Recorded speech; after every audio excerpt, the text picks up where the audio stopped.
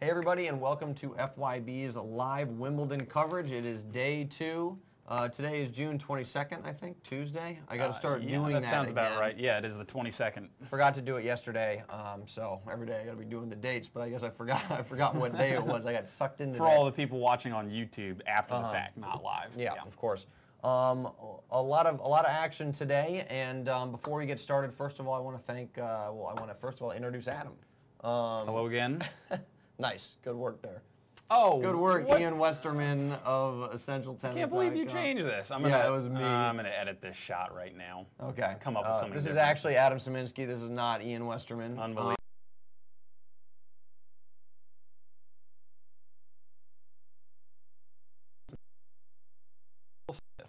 Let us know. Adam is blowing it. Pretty much. Somebody says, Ian, have you lost in the chat?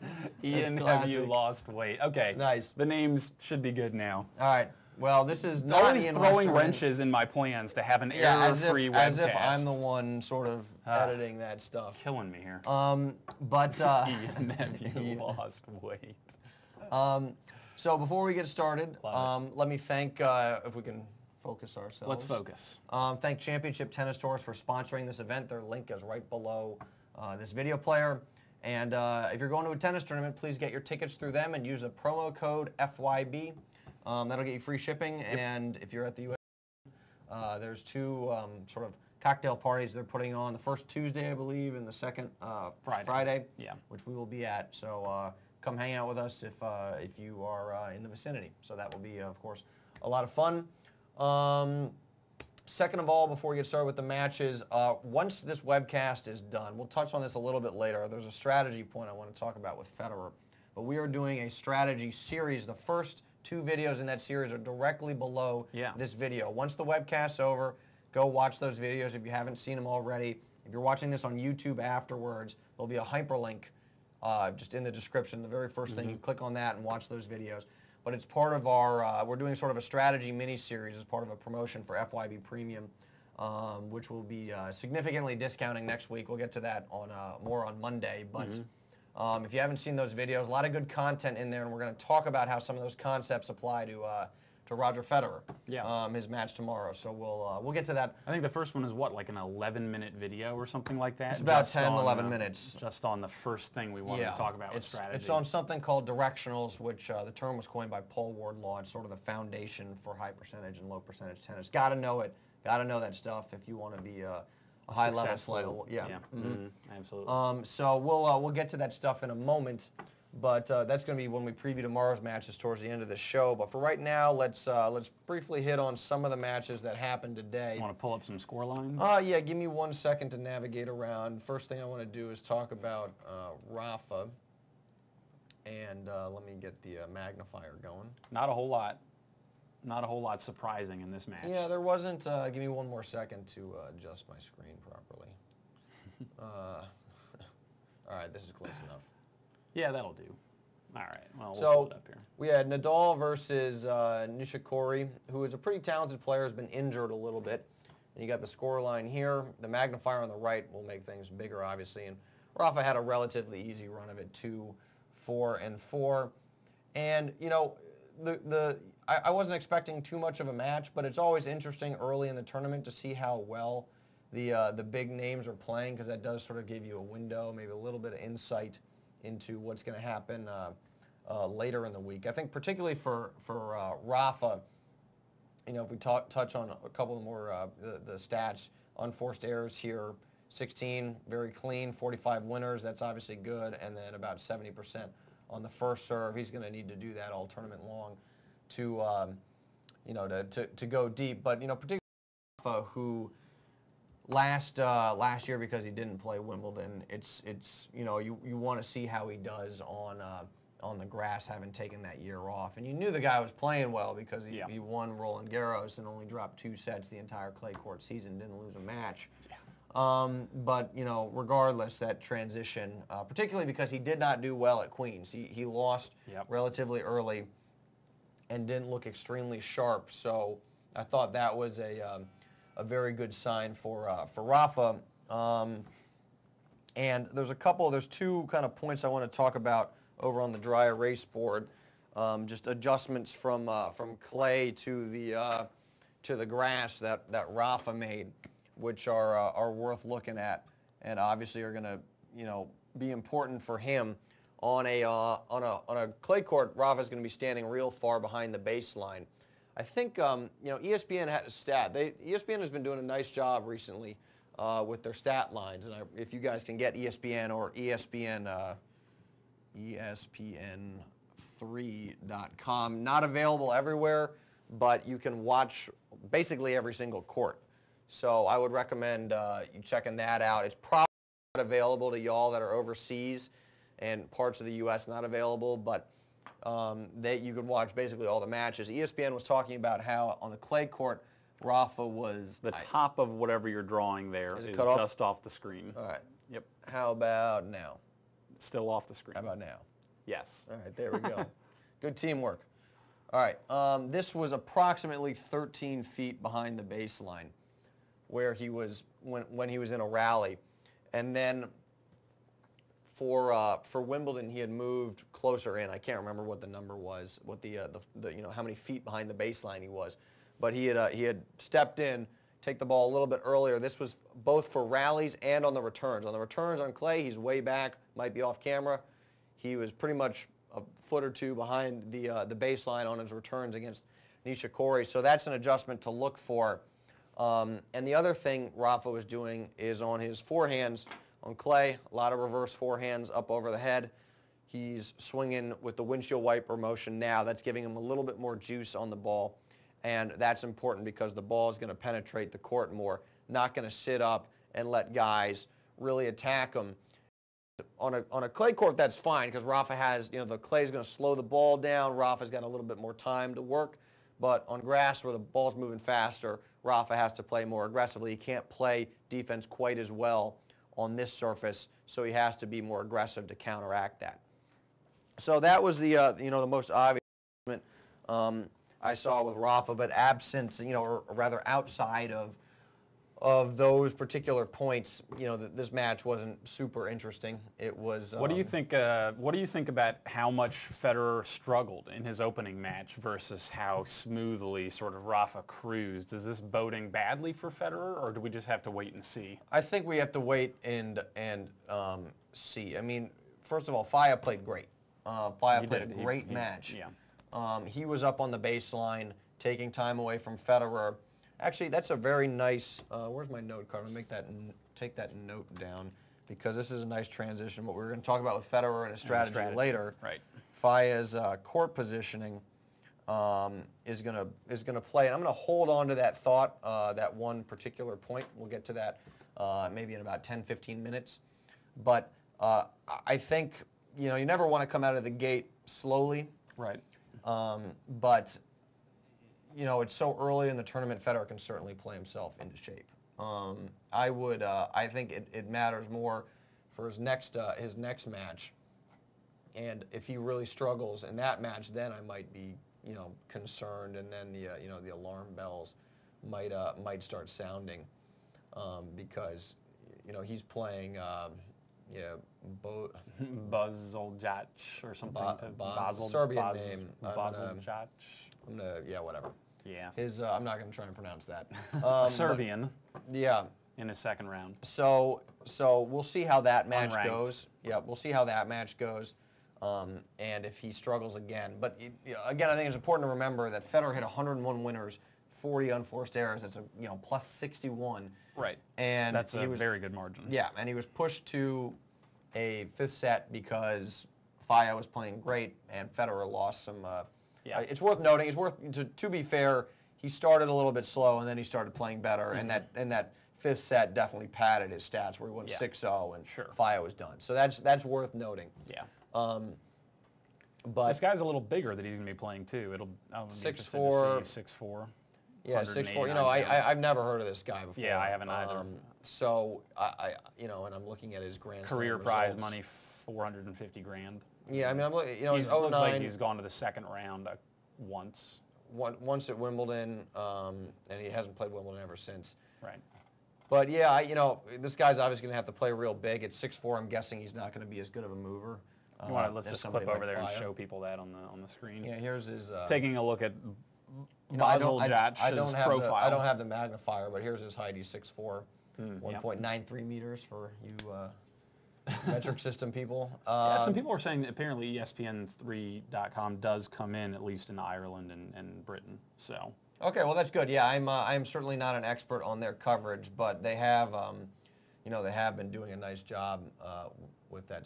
I can open up a new window. So you can see there, well, go back to the Grand Slam singles there that you can see. Those are, his Grand Slam results. This guy, 2005, first round of Roland Garros. Yeah, it's right here. 2000. Magnifier's not open, so you can't really see 2006, second round of Wimbledon. You got 06 was Roland Garros. My bad. 07, second round of Aussie. 08, second round Wimbledon, and then last year Roland Garros first round. So he hasn't played any majors since then. So hopefully Fed shows up with his A game. Course corrects a little bit in his second round match. I think he'll be okay. Yeah. I don't. He's been pushed. In the past and had 5 setters. Here's a question for you from Nate. If Federer is to lose in the early rounds, can anyone stop Roddick from getting to the finals?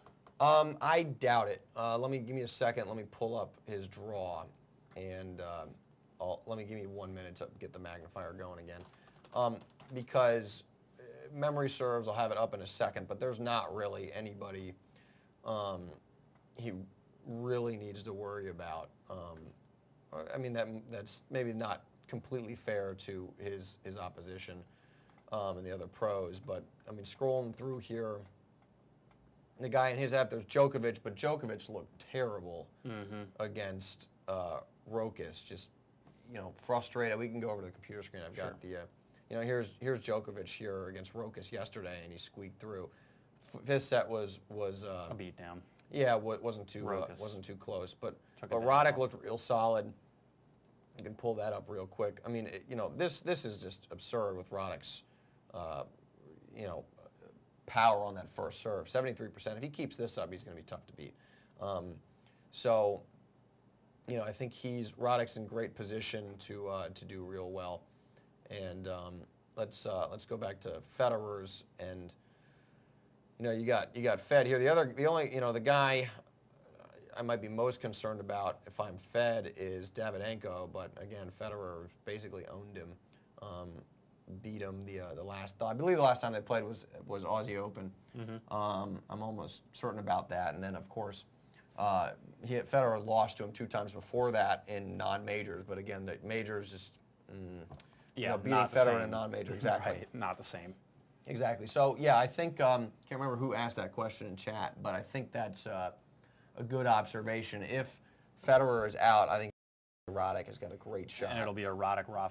Well, Murray looked pretty good today after the first set. He struggled in the first set. The first set he was down a break early, and then basically what changed the match was he started playing more aggressively. And that's good. That's what you want to see out of Andy, because he's got a great game. The guy's got. He should be a very good grass court player for a long time because he's got so much feel, so much variety, and that junk he can throw in there is good on a grass court. Right. But it's a tough audience, though, for him to play in front of as well, because they expect so much out of Andy Murray, like they expected a lot out of Tim Henman as well. Murray's more talented than Henman. Yeah. There's a quick question. As much as I love Federer, is the comment. A Murray-Roddick final. A Murray-Roddick be extremely exciting. I think it could be a good final, but I don't think there's anything more exciting in tennis right now than Federer or Rafa. You're talking about arguably the greatest player ever, and if Rafa stays healthy, he's going to be one of the greatest. He already is the greatest clay court player. Yeah. And you're talking about 2 guys just.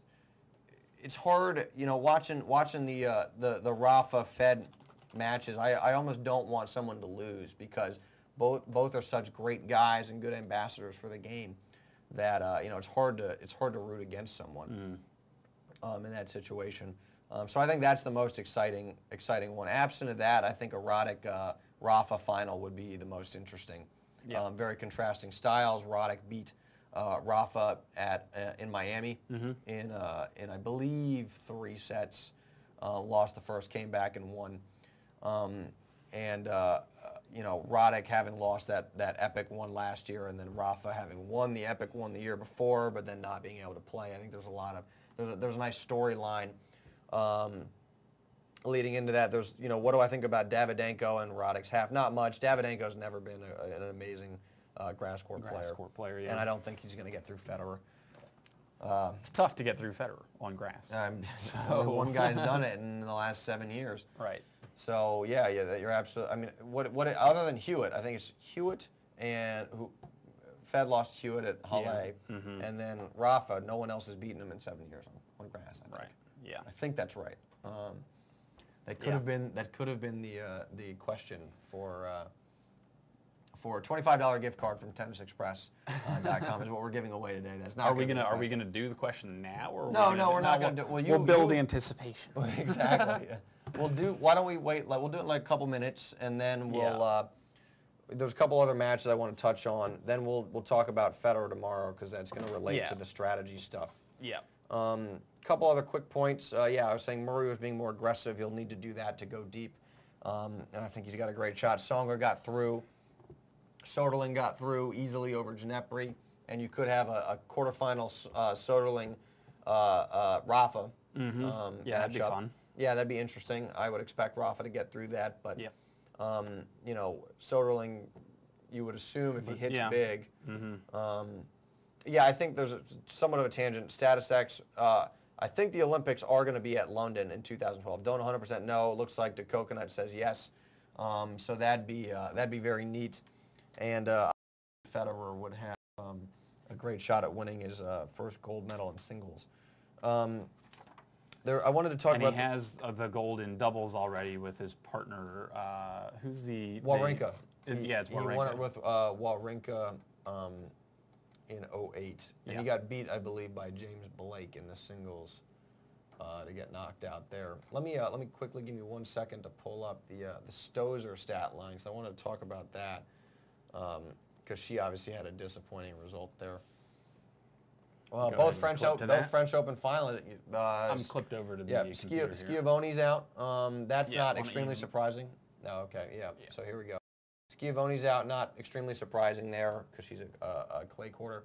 But Stosur with the big serve and aggressive game, compact backswing, you'd expect her to do pretty well on a grass court. Even though she has admitted that she's not the best grass court player. She's just not comfortable on it for whatever reason. And it was 4-4. And looking at the stat line, I mean, 64 on the first serve. Her opponent, not particularly good, 52%. But the unforced errors, 25-24.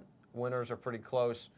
I mean, you really the main stat line you should take away here is this one, which is break points. Her opponent got 3-9. Stosur was only 1-7. It really came down to to the big, to the big points. I mean, a couple extra points here or there, and that changes the dynamic of the match. So, and someone, Charles is looking in the chat, and that's a good point.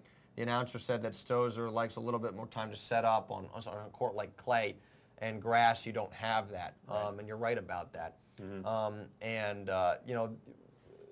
We said a moment ago, if we get a Rafa Soderling quarter, which that's still several rounds away, right? That same principle with Stosur, will apply to Soderling, right? Because he likes to have a lot of time and take his huge. When he sets up, he takes a huge cut at the ball. But when he does not set up, and Rafa did a good job of keeping him moving, and on the run, he does not set up nearly as well. He doesn't get nearly as much on the ball. When he's moving. He's a good mover for a guy his size, but that's certainly not the style of play he wants to. That's not the kind of exchange. He wants to be in. Somebody said something about Sharapova. Sharapova cruised today. She looked very strong. She did. So we'll see. I mean, I think it's a little early to see how that plays out. But she had a decent French Open. I mean, she didn't get third round, but lost to 3 against Enna. I think the jury's still out. She hasn't played enough tennis really for me to be super confident with her performance there. Well, do you want to shift gears to do this Federer strategy discussion? Yeah, let's do here, that. Let's and then give we'll away do the question, Well, and then we'll wrap this up. Let's do the question Okay. first, and then we'll. All right. So the question. This is going to be. EPAPS, is this what for up? the? What's up, man?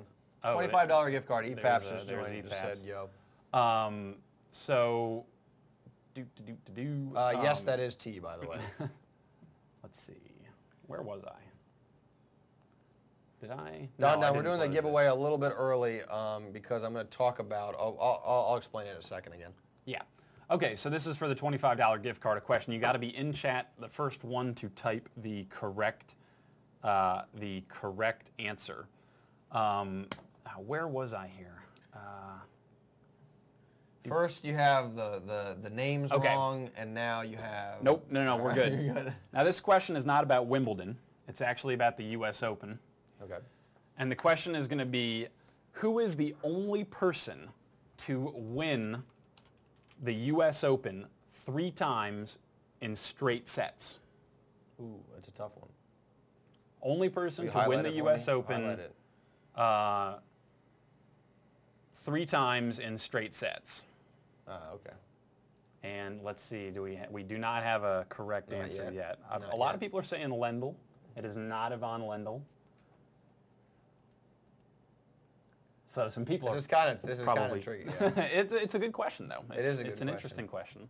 Yeah, I got a lot of answers coming in. So while we're waiting for I've this, done it actually 10 years in a row in Really? topspin 3. Yeah. Oh, well, I mean, topspin 3. I've never lost. Actually, I didn't drop a set entire tournament. were you playing your own avatar or were you like playing Federer? I made up one. You made up. That's yeah. That's good. What about well, no, we still don't have an answer yet. What does your Wii tennis avatar look like? Your Mii. What does your Mii I've look never like? played. I've never played. I don't know what my Wii tennis avatar looks like. I only played once. The people are asking, is this women's or men's? It doesn't matter. There's only one person who's ever done this. Win the U.S. Open surprised. 3 I'm kind of times surprised no one's gotten it yet at this point. in straight sets. So man, we got a lot of guesses coming in here. Wait for it. This is like the first time I think we've stumped people in It's not Federer. in a long time. Tiger Woods. Yep. Tiger All right. Woods. Tennis MC. All got right. it. Tennis MC. Yay. Got it. It's Chris Evert. I threw you guys a bone there. The answer was Chris Evert yesterday Yeah, too. I know. That's When we were talking. When we were talking about the biggest loser at Wimbledon was Chris Evert. She's been to 7 finals and lost, which is crazy considering that she has 18 Grand Slam titles and would have had 7 more if she could just win all those Wimbledon finals, but that didn't happen. But yeah, Chris Evert. So buff up on your Chris Evert tennis knowledge. I MC, might have to MC. throw another one in there. I just. Yeah, and that's a good point.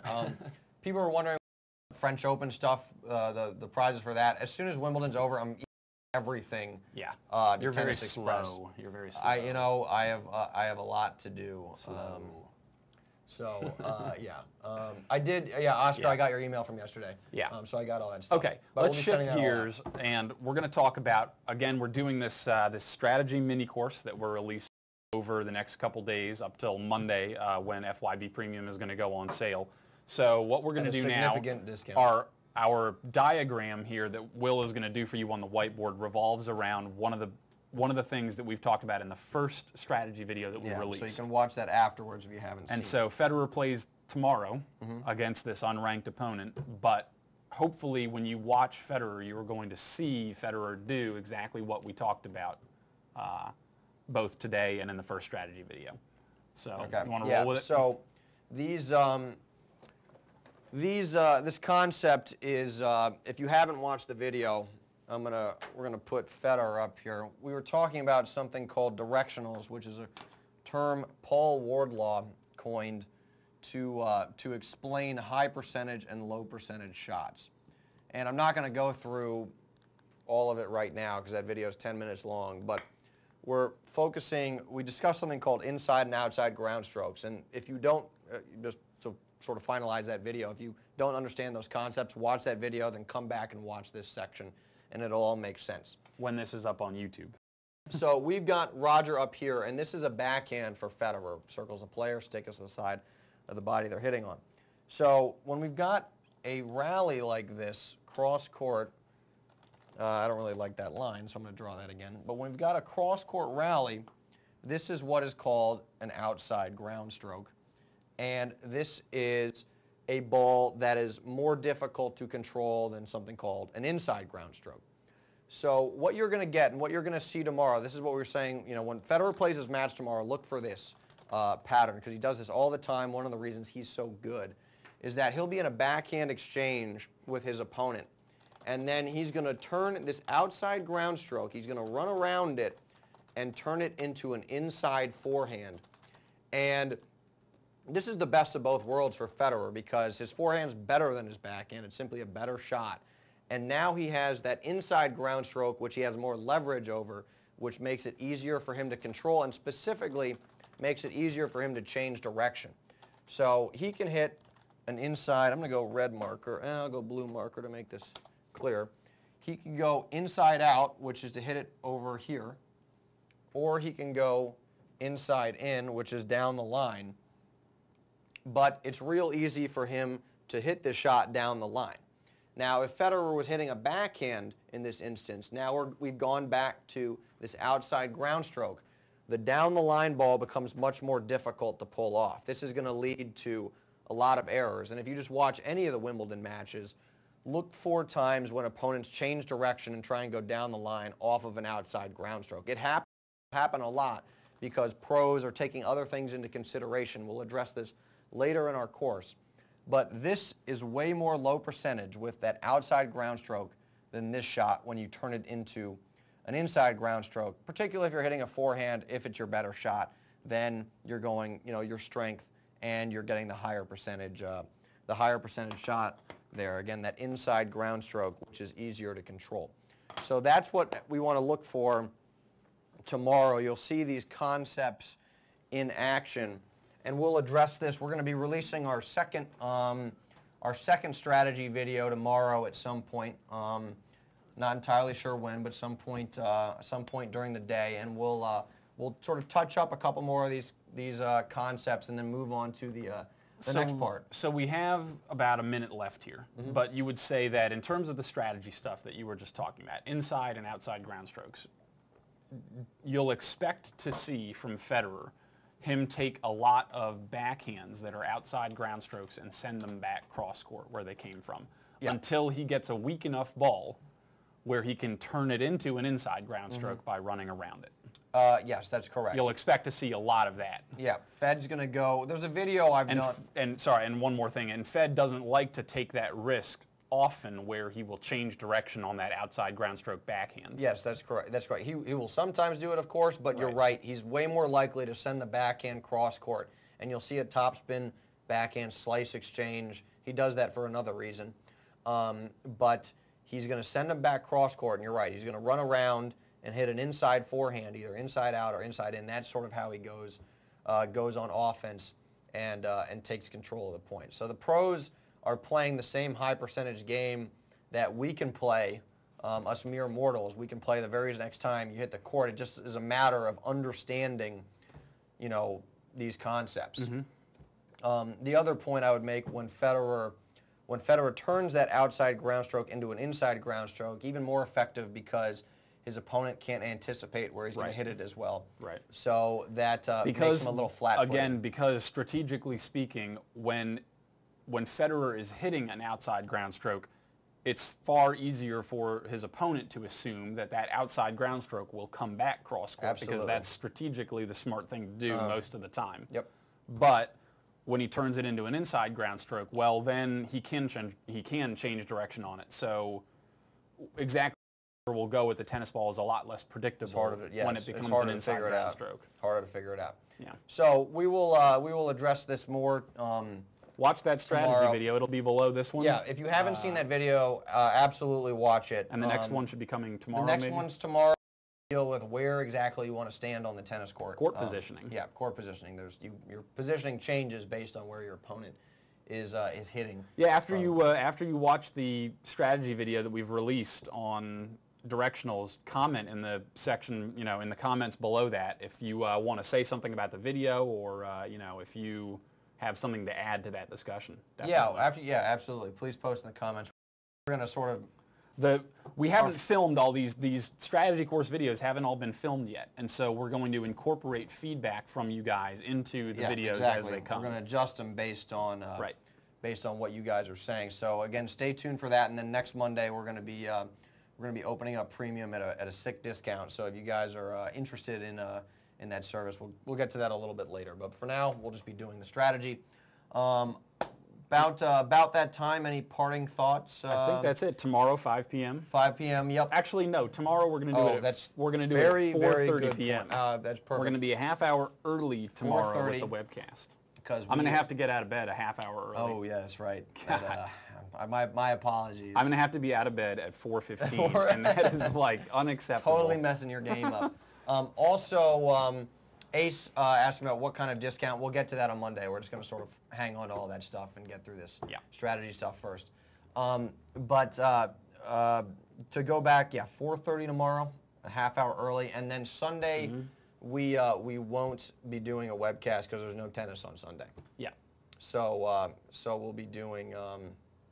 And if there's no tennis going on, we have nothing to talk about. We have absolutely nothing to talk about. So there's just no reason to do a webcast. Exactly. Oscar is right. We're very lazy. All right. Well, with that in mind, we will see you all tomorrow at 4:30, not 5. And also tomorrow, look for again, if you haven't seen that strategy video, watch that. And then the second one will be coming tomorrow. Second one's tomorrow. So take it easy, guys. Later.